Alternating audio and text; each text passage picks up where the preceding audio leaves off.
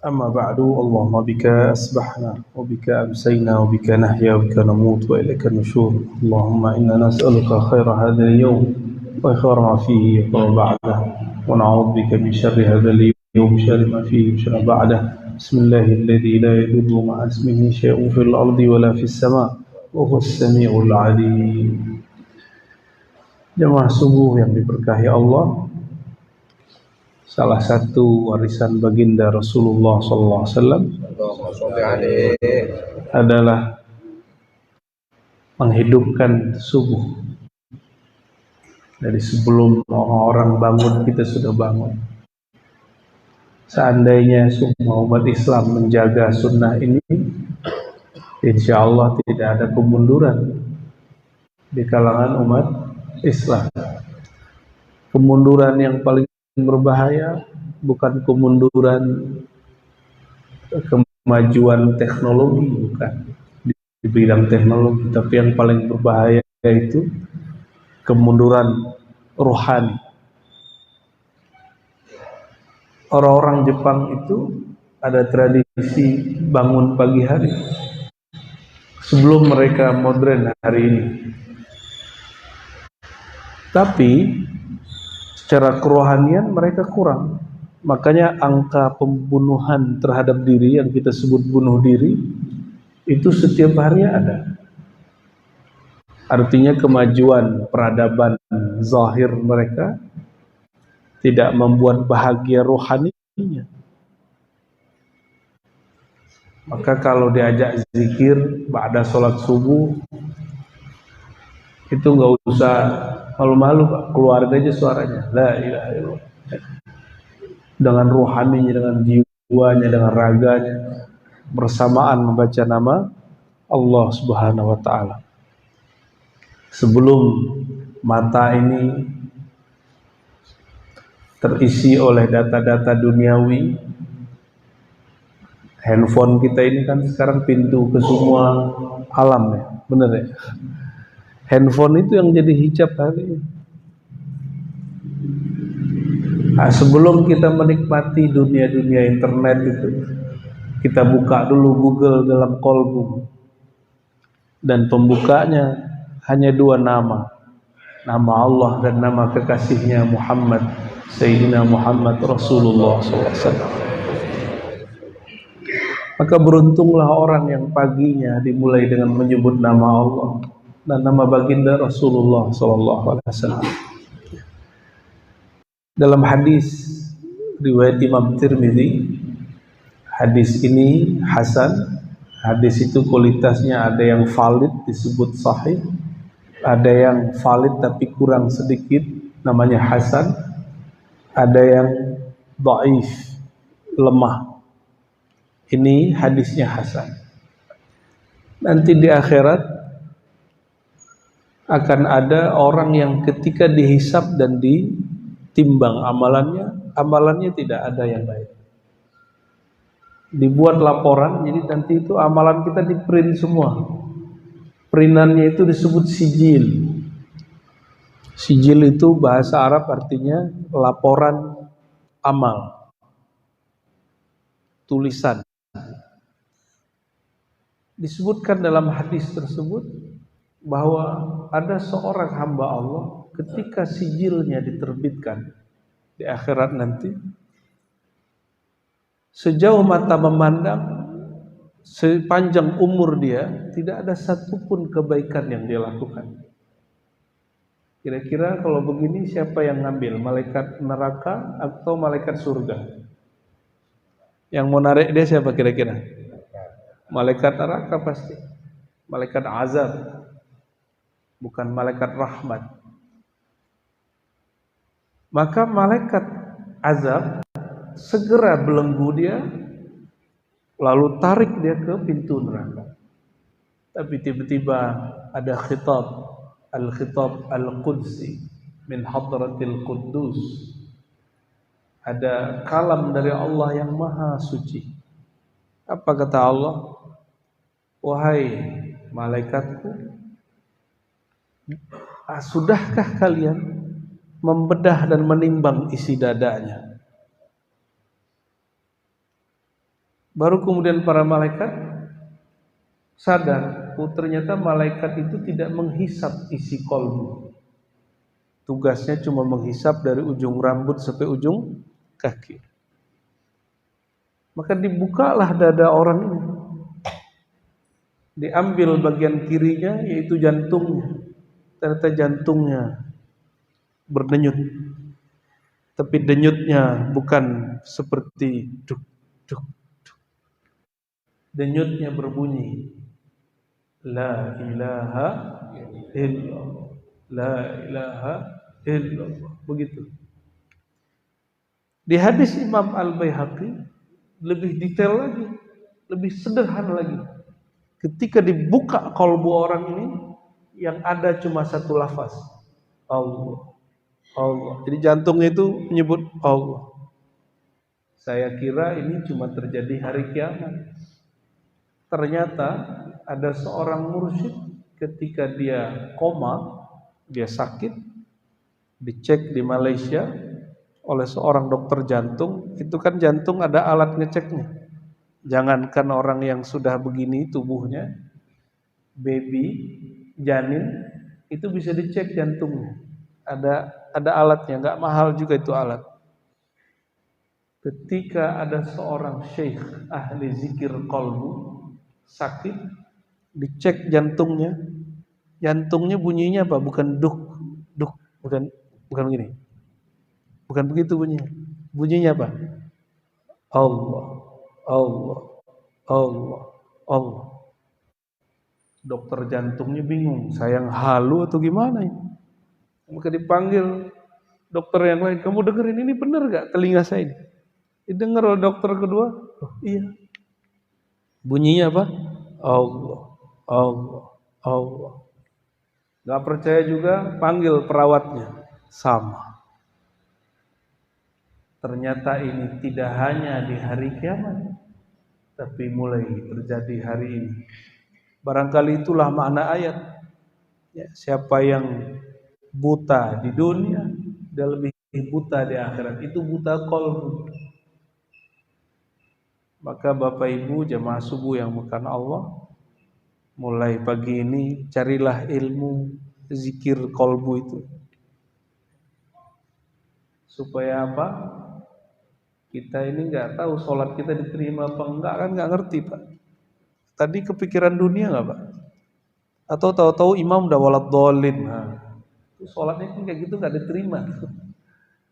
Tahu-tahu imam udah ruku aja.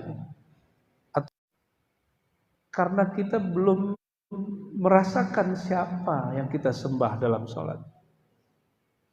Karena sholat itu bahasa Arab, mending bahasa lama, sembahyang. Menyembah Allah, Allah yang maha ulama kita. Inilah yang dimaksud dalam hadis Abu Daud, Bismillahilladzi la yadurru ma'asmihi syai'un fil ardi wala fis sama wa huwas samiul alim. Dengan nama Allah, siapa yang bersama namanya? Siapa yang sanggup bersama Allah? Bersama nama Allah cuma qalbu. Sebelum makan bisa zikir Ustaz? Bisa ya? Kalau lagi makan bisa zikir nggak lidahnya? Lagi makan? Gimana caranya? Bismillahirrahmanirrahim. Nggak bisa. Ya. Maka orang Arab dulu punya kaidah, al-lisan tarjuman ma fil fuad. Lisan ini hanya terjemah isi qalbu. Jadi yang sebenarnya al-aslu ma fil fuad wal far'u tarjumanul lisan. Pokoknya ada di dalam qalbu, ini cabangnya. Beragama hari ini, khususnya agama Islam, sepertinya terjebak kepada beragama secara simbol. Coba aja lihat 2016 sampai 19, takbirnya luar biasa, tapi kita nggak menang. Kenapa? Karena cuma pakai, ya, yang dibentak ustadz lagi, ustadznya ahli zikir. Cari mati namanya. Matiin kolbu dia. Saya pernah dibentak Pak sama jamaah pakai takbir. Cuma kata kita ngajarin, udah, Islam tidak anti politik. Cuma masjid nih milik bersama. Kamu jangan bawa-bawa satu pilihan. Langsung Allahu Akbar. Lalu kita takbirin balik. Tumbang juga tuh orang. Takut, suruh masuk takut. Takbirin di luar masjid. Suruh masuk. Kamu sini takbir depan saya. Mana yang kuat kita takbirin. Gak ada yang berani. Takbirnya dengan kebencian. Berarti itu bukan membesarkan Allahu Akbar, tapi dia membesarkan kebencian. Kebencian akbar. Gitu. Bukan begitu cara orang bermakrifat kepada Allah. Kenapa? Karena yang kita besarkan bukan Allah. Yang kita besarkan kebencian. Saya bukan lagi ngasih jimat Pak, tapi ada yang mau maju politik tadi kan udah tutup ya tahun lalu ya. Kalau mau menang, antum besarkan Allah dalam qalbu. Udah mudah semua. Wala dzikrullahi akbar. Sungguh menyebut nama Allah itu lebih besar dari semuanya. Nah, lanjutan hadis tadi. Apa kata Allah? Hei malaikatku, itu jantung ambil jantungnya, timbang dengan semua kesalahan dia yang kalian katakan sepanjang mata memandang. Apa yang terjadi? Ditimbang, jadi dihisap dulu baru ditimbang. Ketika ditimbang, adakah yang lebih berat dari nama Allah? Wala dzikrullahi akbar, itu ayatnya yang sering dijadikan ayat penutup khutbah Jumat ya. Sungguh sebutan Allah, menyebut nama Allah lebih besar. Ketika ditimbang, mana yang berat? Langsung nama Allah. Kolbu yang menyebut nama Allah itu lebih berat. Beginilah. Ini bukan menyuruh maksiat Pak, bukan ya. Tapi siapa kita yang tidak bermaksiat? Hatta ustadz kalau maksiat kecil di sisi Allah besar. Benar Ustadz ya? Kami yang ngaji kitab ini, kalau maksiat di sisi Allah lebih besar. Tetap satu dipandangnya, tapi besar. Kalau orang awam satu-satu aja. Apa yang akan kemudian jadi modal kita ketemu Allah? Modal kita ketemu Allah, betapa senangnya, betapa ridhonya Allah ketika dibuka kolbu ini, isinya nama Dia. Ada kawan saya kesel banget sama temannya. Tapi satu kali temannya ini sakit, dijenguk, nggak sadar buka buku-buku dia. Ternyata yang ditulis nama sahib dia, foto sahib dia. Langsung dia terharu. Itu baru makhluk. Oh, teman yang selama ini kita keselin, ternyata dia senang sama kita. Dia mengenang pertemanan dengan kita. Nah, itu sebenarnya sifat Allah yang sedikit diberikan kepada hamba. Ya. Jamaah subuh yang diberkahi Allah. Jadi tugas kita di dunia ini, Bismillahilladzi la yadurru ma'asmihi itu tugasnya. Ma'a bersama ismihi namanya. Jadi Allah akan menjaga, tidak akan membiarkan orang yang bersama namanya yadur disakiti oleh makhluk di langit, apalagi yang di bumi. Ya. Maka simpan nama Allah di kolbu. Mengkiaskan kepada orang yang baca Quran, hadis Bukhari, bahwa orang yang beriman baca Quran Itu seperti buah-buahan yang baunya harum dan rasanya manis.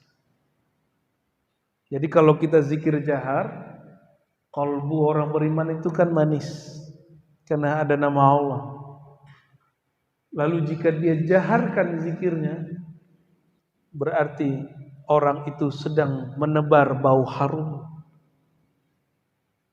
Begitu juga disebutkan orang yang mukmin tapi tidak mengeraskan Qur'annya, tidak menjaharkan baca Qur'annya, dia buahnya manis tapi tidak harum. Tinggal pilih. Maka menu zikir saya ada dua. Zikir jahar dan zikir khafi. Zikir yang dikeraskan, ada zikir yang dilembutkan. Jadi mau zikir jahar, zikir lembut gak ada masalah. Tahu-tahu ada jamaah bertanya, Ustadz, Buya, iya, gitu nanyanya. Allah itu kan gak tuli, gak jauh. Kenapa ente zikir keras-keras? Jawabnya gimana, Pak? Allah nggak jauh, Allah nggak tuli, bener ya? Bener nih kalimat nih. Jadi kadang kalimatnya bener, datanya sahih, pertanyaannya menjebak. Tidak semua kaidah yang benar, tapi penerapan dan pertanyaannya benar.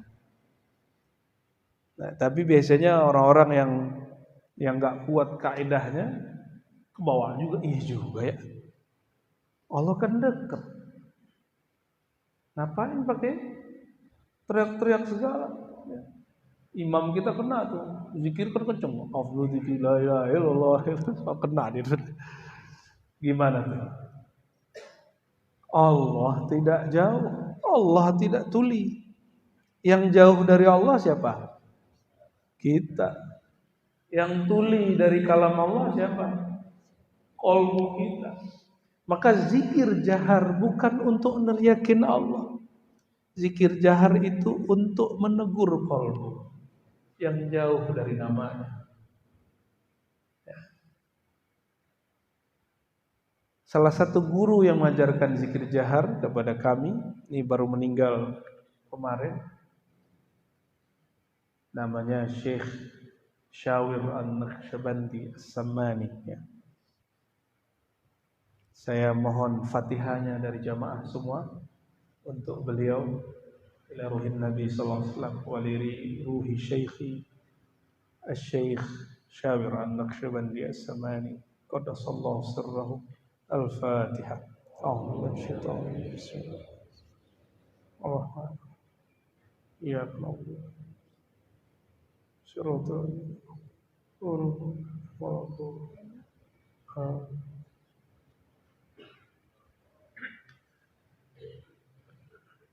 Beliau ini zikirnya dua. Setiap ba'da isya di suraunya. Surau itu kalau bahasa Arabnya zawiyah, tempat latihan zikir kalau di sana. Itu ba'da isya ada orang enggak ada orang, beliau kalau habis isya duduk sebentar putar tasbih. Tasbih yang 100 itu diputar 50 kali. Berapa kali itu, Pak? Sekitar 5.000. Itu yang dihitung, habis itu ditaruh. Tinggal kolbunya.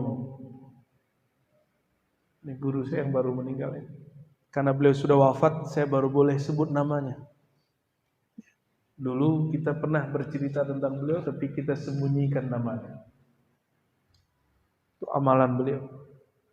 Dan zikirnya, lidahnya dikunci, matanya dipejam. Kita sebut zikir khafi. Tapi hari-hari beliau ba'da subuh, ba'da maghrib itu zikirnya jahar. La ilaha illallah, kencangnya bukan main. Orang kayak beliau bukan orang yang tuli juga hatinya.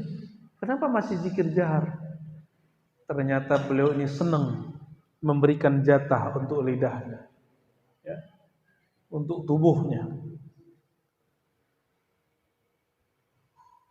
Ternyata dalam hadis Nabi ada sahabat, ya, hadis Nabi sallallahu alaihi wasallam Itu ada sahabat-sahabat yang memang suka zikir jahar, ada suka zikir lembut, dan itu Nabi SAW sendiri yang mengajarkannya.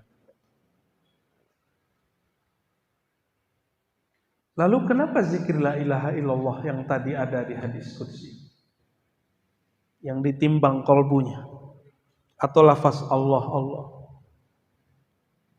Ternyata ada sebuah hadis qudsi yang lain, dialog hadis surat Imam Hakim, dialog Sayyidina Musa kepada Allah SWT. Apa kata Sayyidina Musa? Ya Rabb, khussani bidzikrin. Tolong ya Allah, beri aku kekhususan dalam berzikir.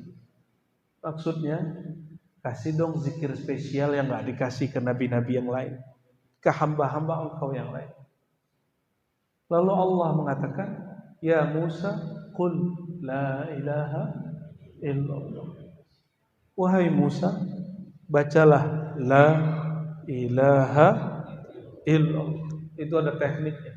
Tapi kalau Nabi Musa adalah langsung sama Allah, jadi tekniknya langsung Allah yang ajarkan.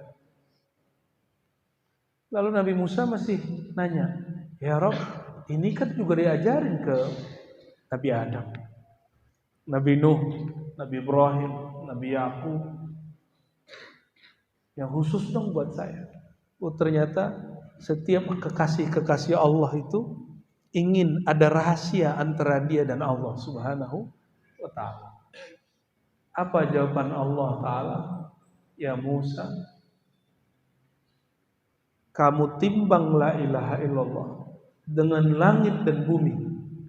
Kalau tadi yang di hadis Imam Tirmizi ditimbangnya pakai apa? Pakai semua amal buruknya. Ini ditimbang dengan apa? Dengan langit dan bumi.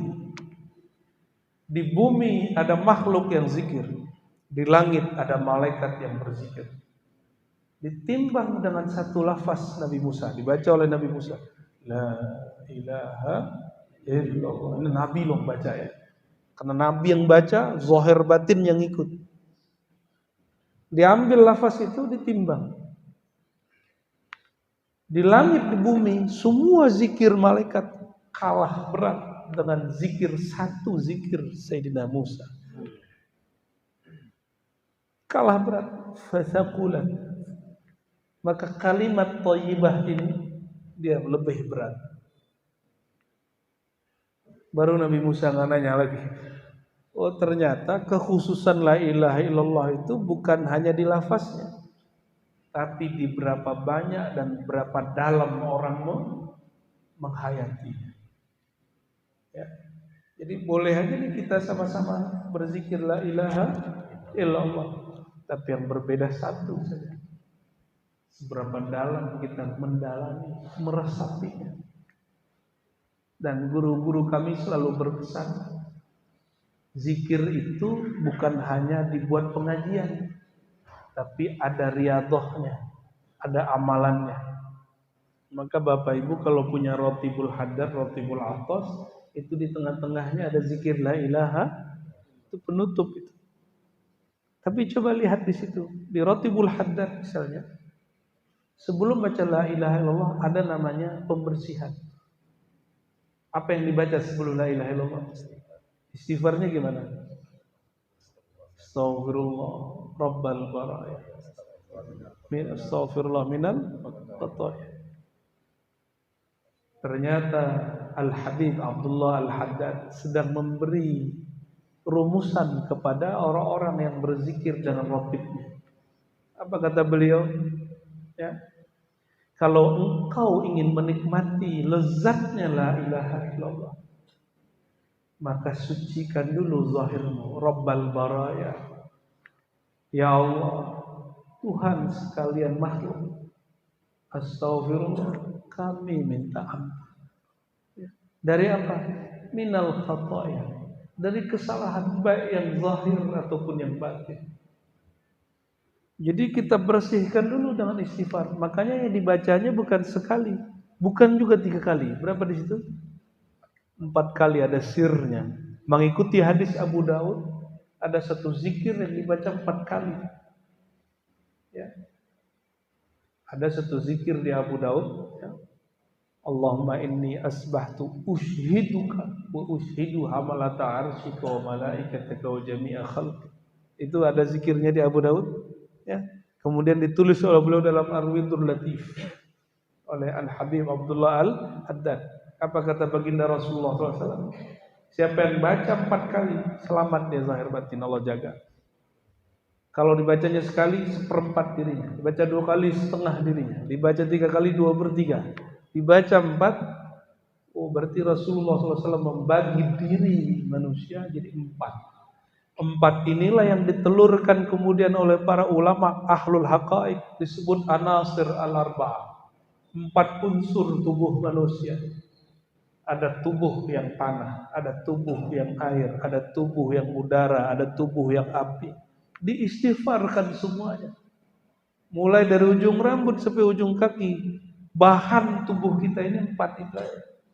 Lalu Allah tiupkan ruh yang suci ke dalam diri kita. Nah, ruh ini kaitnya yang membuat dia terbelenggu.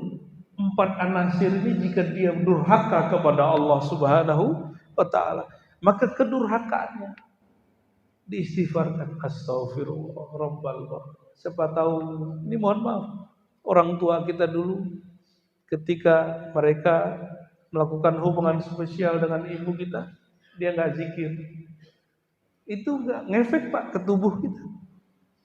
Maka kita istighfarkan bahan air itu yang mengalir di tubuh.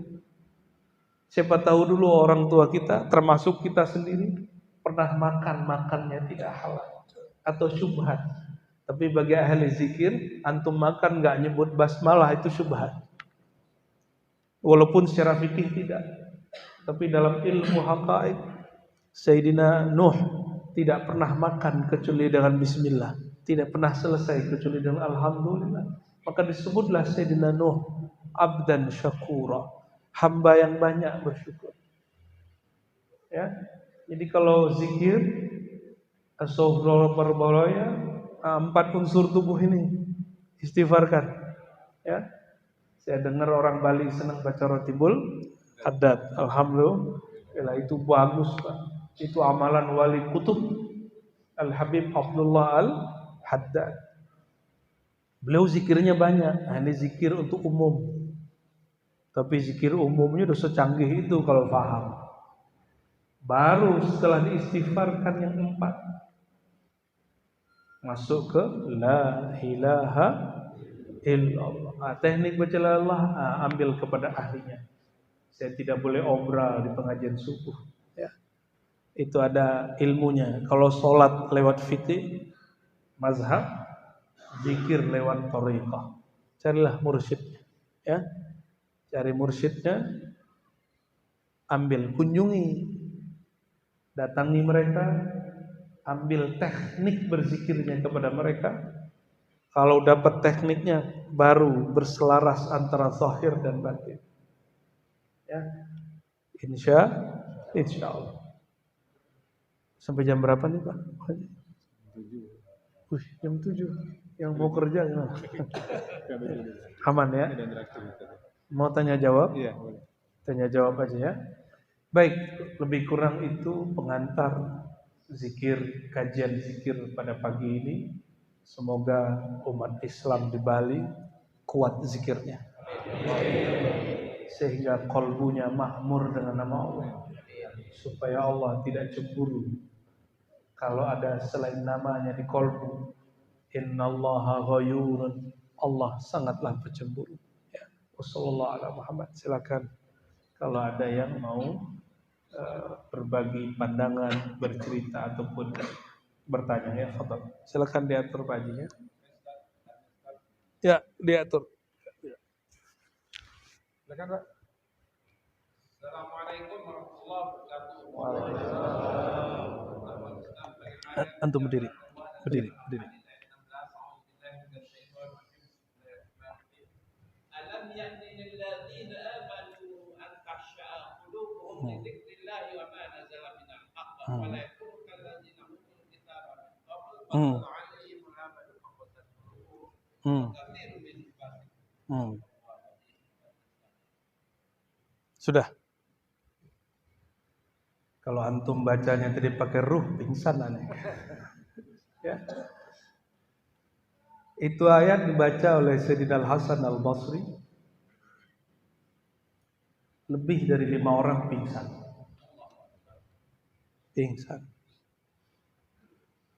Dan diriwayatkan yang hadir di majelis Sayyidina Al-Hasan Al-Basri itu murid sahabat. Itu tidak hanya manusia, Pak. Jin pun hadir. Jin 4 jin meninggal. Baca ayat itu. Begitu ulama salafus saleh dulu baca Quran. Ya. Alam ya'ni itu lebih halus daripada alam ya'ti. Telahkah datang? Sudahkah datang? Ini bahasa halus. Kalau alam ya'ti itu kasar, kenceng. Ya, alam ya'ni itu ngomongnya pakai qalbu. Sudahkah datang kepada orang beriman? Ya, waktu yang jika mereka sebut nama Allah, qalbunya takhsha. Ya, qalbunya tunduk. Itu semua yang hadir menangisi qalbunya. Ya Rabb, qalbu kami keras ya Allah. Qalbu kami keras ya Allah. Maka mereka menangisi qalbunya. Suatu kali saya mentalkin orang, Pak. Murid-murid kita semuanya nangis kecuali satu orang. Orangnya sudah bergelar. Enggak ada lagi sekolah habis itu. Berarti gelarnya apa tuh? S3 atau doktor. Di akhir orang semua nangis salaman. Dia baru mau nangis, Pak. Orang udah selesai nangis, dia baru mau nangis. Apa yang dia tangisi? Buya, ada apa dengan hati saya? Terisak-isak dengan. Ada apa, dokter? Yang lain tamatan STM, SMA nangis. Saya yang kata orang ahli agama, kok nggak bisa nangis? Loh itu nangisin itu gitu. Saya bawa canda habis itu. Tapi saya pun mau nangis, Pak, ngeliat dia begitu. Itulah makna ayat tadi. Kapan orang-orang yang katanya beriman bisa kalbunya tersentuh menyebut nama Allah, lidzikrillah. Tapi nggak usah khawatir. Di ayat berikutnya itu yang menghidupkan bumi siapa? Allah. Jadi bedanya bumi sama kolbu kan beda-beda tipis. Bumi itu yang sudah tandus, Bapak yang umroh bulan lalu, 2 bulan lalu, bulan Januari, negeri tandus di Mekah, di Madinah, bukit-bukitnya hijau. Bukit-bukitnya hijau. Orang Bali kan biasa ngeliat hijau-hijau ya. Mereka ngumpul-ngumpul di tempat lucu. Kalau kita mungkin nganggapnya norak, tapi bagi mereka itu spesial. Cuma kalau saya ketakutan melihat itu. Kenapa? Karena baginda Rasulullah SAW bersabda, la taqumu sa'ah hatta ya'uda al-'arabu burujan wa anhara. Itu tanah Arab kalau sudah kembali hijau dan banyak sungai, itu pertanda la taqumus sa'ah, tidak terjadi kiamat sampai terjadi hal itu. Kalau saya malah ngeri berita-berita itu dan melihat itu ngeri. Pas saya datang, rumputnya udah mulai memutih, tapi masih ada yang hijau-hijau. Jadi ada mereka yang melihat itu gira, sorak gembira, ada yang nangis. Samalah lebih kurang, Pak. Jadi itu ayat surah Al-Hadid. Namanya surah Al-Hadid, tapi kalau dibaca qalbu kita kayak digemplang ya. Itu ayat luar biasa, Pak. Bisa menundukkan hati orang-orang yang keras, yang mau munsif, yang mau insaf. Insya Allah. Ya. Semoga hati kita termasuk yang insaf. Amin ya rabbal alamin. Ya, ada lagi? Silakan Pak. Oh, ini janjian nih kayaknya nih ya. Sampingan.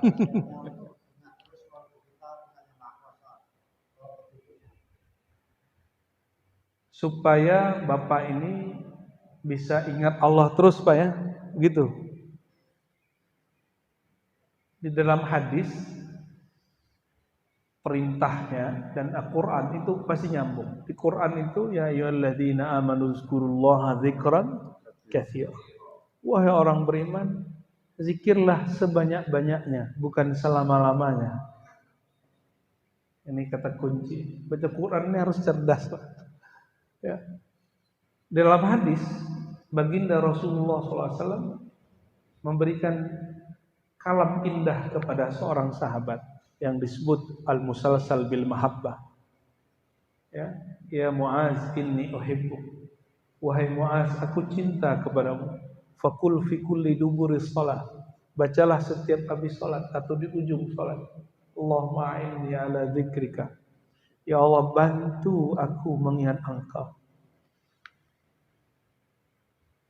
Maka jawabannya gimana? Pertama, zikir itu perintahnya sebanyak-banyaknya, bukan selama-lamanya. Kalau nggak percaya, tanya mursyid. Pasti ada saat dia tidak berzikir. Tapi inilah jalan keluarnya, halul masyakil. Allahumma a'inni ala dzikrika. Bukan Allahumma adimni ala dzikrika. Allahumma sebutni ala. Nabi nggak ngajarin begitu. Ya Allah, tetapkan aku zikir. Ya Allah, dawamkan kalkan aku dalam zikir. Enggak, itu berlebihan. Enggak kuat itu. Maka Rasulullah ajarkan kalimat yang cocok untuk tubuh kita. A'inni ya Rabb, bantu lisanku, bantu kolbuku, bantu ruhku menyebut nama Engkau. Itu. Jadi caranya banyak-banyak baca zikir ini. Baca doa ini, Allahumma a'inni ala dzikrika wa syukrika wa husni ibadatik. Min alamati aunillahi alaik. Ciri-ciri Allah memberikan aunnya, Allah membantu engkau. Yasrallahu alaik dzikrasmihi. Allah mudahkan menyebut namanya. Jadi siapa yang zikir tadi pagi, zikir setelah ini, berarti dia sedang dibantu oleh Allah. Nama Allah lebih berat dari langit dan bumi. Sekarang disuruh kita baca. Gimana kita nggak keteteran? Itulah sebabnya kita ini nggak sanggup zikir setiap masa. Jadi di saat Allah menyebut nama kita, kita ditakdirkan menyebut nama Dia. Siapa yang sanggup begitu setiap saat? Nanti lupa nikah, lupa kerja. Ya. Karena orang kalau asik masuk dalam zikrullah, dunia hilang. Maka Allah sengaja sesekali bantuannya ditahan supaya manusia hidupnya seimbang. Itu. Jadi sebenarnya zikir itu Allah juga. Fazkuruni azkurkum. Sebut aku sebut kamu. Duluan mana yang nyebut Pak? Allah atau kita? Duluan mana yang nyebut? Ya. Sejak kapan manusia makhluk lebih dulu menyebut nama Allah daripada Allah sendiri? Maka hadis ini menjelaskan hubungan ayat-ayat tadi. Salah satu ciri-ciri orang itu disebut oleh Allah, dibantu oleh Allah, itu bahasa lainnya. Dia dimudahkan menyebut nama Allah. Jadi Bapak kalau nyebut nama Allah itu lagi dibantu sama Allah. Berarti Allah lagi nyebut kita. Gitu ya. Jadi rutin saja zikir pagi sore. Usahakan zikir setiap nafas naik turun. Jika tidak sanggup kita istighfar. Ya. Bahkan dalam sholat pun kita berperang dengan pikiran. Benar nggak? Giliran sholat pikirannya macam-macam. Kok bisa begitu? Ini yang disebut gelombang otak. menuju tenang. Orang kalau menuju tenang, maka pikirannya akan flashback dulu semua. Cuma kita kelamaan di situ. Kalau ahli zikir dia langsung sampai ke ujungnya. Itu yang disebut as-sakinah. Sakinah itu di qalbu, tumakninah itu pada jasadnya. Maka ahli fikih bersambung, berkolerasi antara sakinah di dalam qalbu dengan tumakninah pergerakan sholat. Jadi tumakninah itu bukan dari sholat yang gerakannya lama. Kan ada tuh yang sholatnya lama, tapi pikirannya sebenarnya galau. Karena dia memulai gerakan tenang bukan dari kolbu. Gerakan tenang itu dari geraknya kolbu. Di sini dulu tenangnya, namanya sakinah. Baru natijahnya tumakninah. Maka kepada guru-guru fikih, mohon maaf bukan ingin mengajari antum. Wajib belajar zikrullah supaya dapat sakinah. Karena apa? Imam Ghazali menganggap tumakninah fi shalah itu rukun. Termasuk penulis kitab Kifayatul Akhyar Al-Imam Taqiyuddin Al-Husni, itu kitab mu'tamad dalam fikih Syafi'i, itu tumakninah bagian daripada rukun. Wala sabila ilaiha illa sakinah fil qulub. Tidak ada jalan menuju itu kecuali kalbu yang sudah diberi anugerah sakinah. Sakinah itu kalbu tenang. Enggak begini lagi dia. Dengan apa caranya? Hanya dengan menyebut nama Allah Subhanahu wa taala. Ya. Alas, cukup. Satu lagi, Pak. Ya. Satu lagi. Dan satu aja dulu kami saya ini sebagai temannya Masjid Al-Azhar di Hamka.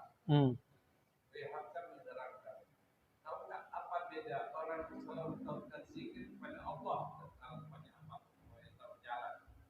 Kalau dia berjalan, katanya tersandung ucapannya aduh. Satu orang berjalan dan satu ucapannya astagfirullah. Itulah bedanya orang yang salah melakukan zikir atau orang yang Itu mazahir, indikator. Berarti orangnya itu, mohon maaf Pak ya, itu zikir awam. Mau zikir khawas enggak? Oh. Mau zikir khawas, itu serius. Ini ngikutin ulama salafus saleh. Imam Junaid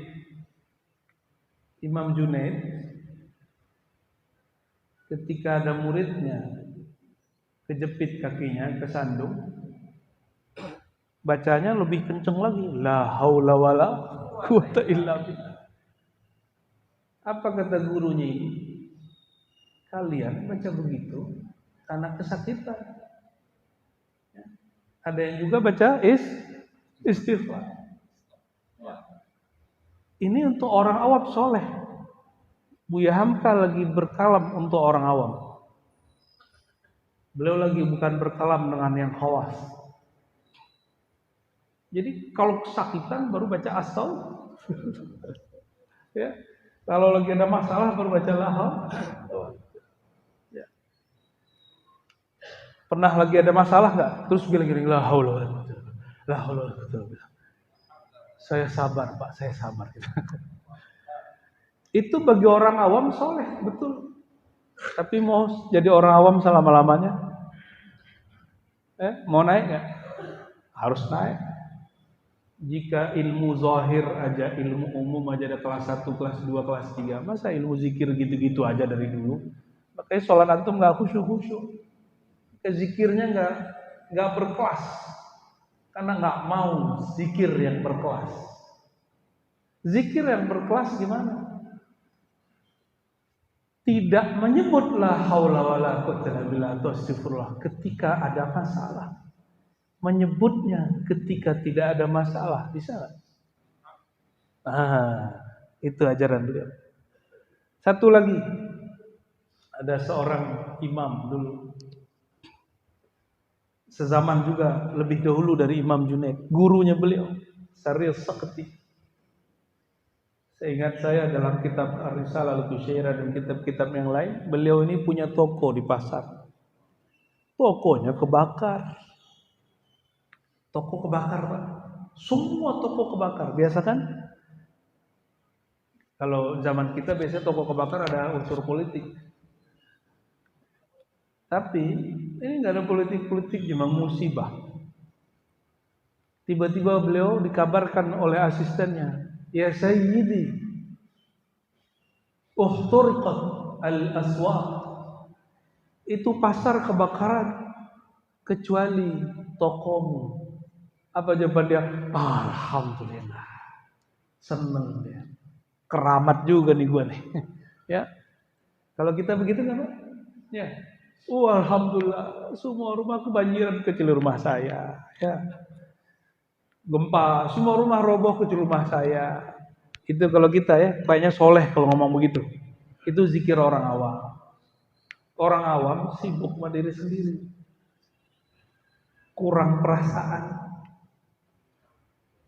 Masa tuh baca alhamdulillah di saat orang punya musibah? Apa kata Imam Syafi'i? Inilah astaghfirullah ta'ala. Aku senantiasa istighfar. Karena 30 tahun yang lalu qultu alhamdulillah. Aku salah membaca alhamdulillah. Jadi zikir ini ada kurikulumnya. Enggak boleh salah pasang. Maka saya nggak tahu tuh kalau orang-orang yang takbir kemarin mentakbiri ulama, bentak orang dengan takbir, tidak pada tempatnya. Kalau dia ketemu imam ini mungkin digampar-gampar. Kalian zikir sembarangan. Ahli zikir kok diteriakin zikir, bunuh diri kalian. Paling begitu ya nama beliau. Jadi nanti kalau orang dapat musibah kita jangan ngomong alhamdulillah, Pak. Kita ngomong astagfirullah. Semuanya kita segera apa yang ada di toko, yang di rumah kita kudu bantu tuh orang. Beliau terdiam sejenak baca alhamdulillah dan gak simpatik dan gak empati dengan orang. Kalau orang simpati kan cuma ngomong kasihan ya kan gitu ya. Tapi kalau orang empati, apa yang dia punya dia bantu. Itulah kerohanian wali-wali Allah besar di zaman dulu. Ya. Itu nggak perlu ditanya lagi kenapa begitu. Ya itulah ahli-ahli Allah. Ulama-ulama yang hidup di abad ketiga Hijriah, ahli-ahli zikir. Mereka lah yang disebut hakikatus salaf. Salaf yang sebenarnya. Ya, salaf yang sebenarnya mereka itu. Jadi yang tadi itu Ustaz, itu kalam Buya Hamka untuk orang awam. Tapi beliau sendiri kan punya sir. Beliau kan terakhir hayatnya bersuhbah dengan Abah Anom. Dan ayah beliau sendiri itu orang tarekat. Cuma fikihnya ketat. Dan kakeknya mursyid dua thariqah. Thariqah Ba'lawiyah dan thariqah Naqsyabandiyah. Ya, Syekh Amrullah Tuanku Kisai An-Naqsyabandi Al-Ba'lawi. Ya, thariqahnya dua. Maka beliau mengatakan dalam bukunya, ya, di dalam diriku mengalir dua darah. Satu darah padri kanan dan satu darah padri kiri.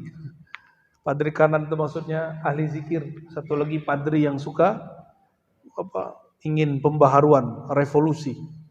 Makanya Buya Hamka sempat konflik dengan Soeharto. Ya.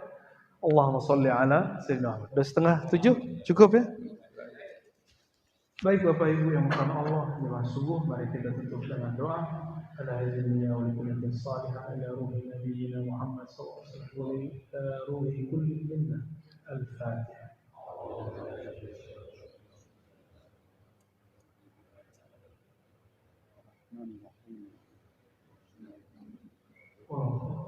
Allahumma ya Rahman Rahim, dzikri azim. Ya man dzikruhu akbar min kulli syai'. أعنا على ذكرك وشكرك وحسن عبادتك وأعنا على حب النبي وأعنا على كثرة الصلاة على حبيبك اللهم ya Allah yang namanya lebih besar dari semua nama, yang zatnya lebih besar dari semua zat, yang sifatnya lebih suci dari semua sifat, yang afal perbuatannya lebih sempurna dari semua perbuatan. Kami tidak sempurna ya Allah. Kalbu kami tidak pernah bersih ya Allah. Pikiran kami selalu kotor ya Allah. A'inna ala dzikri. Namun ya Allah, bantulah kami menyebut nama Engkau dengan lisan kami, pikiran kami, dan kalbu kami. Izinkan diri kami yang hina ini ya Allah menyebut nama Engkau yang mulia. Wa inna ala syukur. Ya Allah, kami ini kurang bersyukur ya Allah, kurang berterima kasih kepada Engkau, kurang berterima kasih kepada makhluk-makhluk Engkau. A'inna ala syukur. Bantu kami ya Allah untuk berterima kasih kepada Engkau, berterima kasih kepada kekasih Engkau, berterima kasih kepada makhluk-makhluk Engkau. Wa inna rabbana ala husni ibadah. Bantu juga kami ya Allah untuk membaguskan ibadah kami ya Allah. Meskipun ibadah kami tidak akan pernah sempurna kecuali Engkau yang menyempurnakannya ya Allah. Allahumma ya muqallibal qulub. Ya Allah, hati kami berubah-ubah ya. Kadang baik, kadang tidak baik. Hanya Engkaulah yang menetapkannya dalam kebaikan ya Allah. Karena hati kami berubah ya Allah, maka ubahlah dia menjadi lebih baik ya Allah. Allahumma ya Allah, inna nas'aluka salamatas sadr. Ya Allah, kami memohon hati yang bersih, hati yang selamat daripada kebencian, hati yang penuh dengan kasih sayang yang pernah Engkau turunkan kepada kekasih kami, baginda Nabi Muhammad sallallahu alaihi wasallam. Allahumma rabbana atina fid dunya hasanah. Ya Allah, beri keberkahan kami di dunia, di keluarga kami, di usaha kami. Wa nas'aluka ya Rabbana al-hasanah kadzalika fil akhirah. Dan kami bermohon juga ya Allah keberkahan, keselamatan dan syafaat di akhirat. Allahumma matti'na bi ru'yatika wa bi ru'yati nabiyyika Muhammad sallallahu alaihi wasallam. Ya Allah, berkahi kami, beri kami nikmat terbesar di dunia dan di akhirat, yaitu memandang kepada Engkau dan Nabi Engkau. بحق نبيك المصطفى محمد صلى الله عليه وسلم والحمد لله رب العالمين. استجب دعواتنا بسر الفاتحة.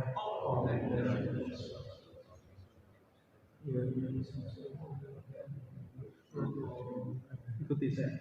Sallallahu ala nuril mubin Ahmad al-Mustafa Sayyidil Mursalin wa ala alihi wa sahbihi ajma'in. Sallallahu rabbuna ala nuril mubin Ahmad al-Mustafa Sayyidil Mursalin wa ala alihi wa sahbihi ajma'in. Sallallahu rabbuna ala nuril mubin Ahmad al-Mustafa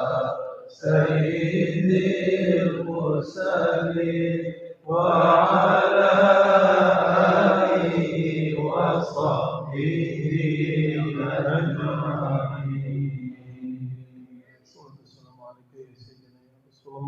Assalamualaikum warahmatullahi wabarakatuh.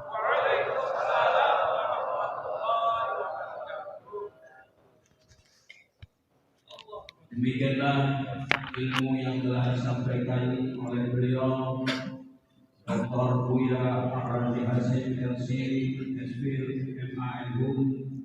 Mudah-mudahan bermanfaat bagi kita semua, terutama wabil khusus jamaah Al-Fatah. Mudah-mudahan pikir-pikir kita tingkatkan sehingga mendapatkan rahmat dari Allah Subhanahu wa taala. Mudah-mudahan beliau dipanjangkan umurnya sehingga Al-Fatah nanti cipratan ilmunya, dan insya Allah ketemu di lain waktu Bu Yaki. Kita doakan bersama. Kami selaku pembawa acara mohon maaf yang sebesar-besarnya apabila ada kata-kata yang kurang berkenan baik disengaja maupun tidak sengaja. Wassalamualaikum warahmatullahi wabarakatuh. Allahumma shalli ala sayyidina Muhammad. Allahumma shalli wa sallim wa barik alaihi.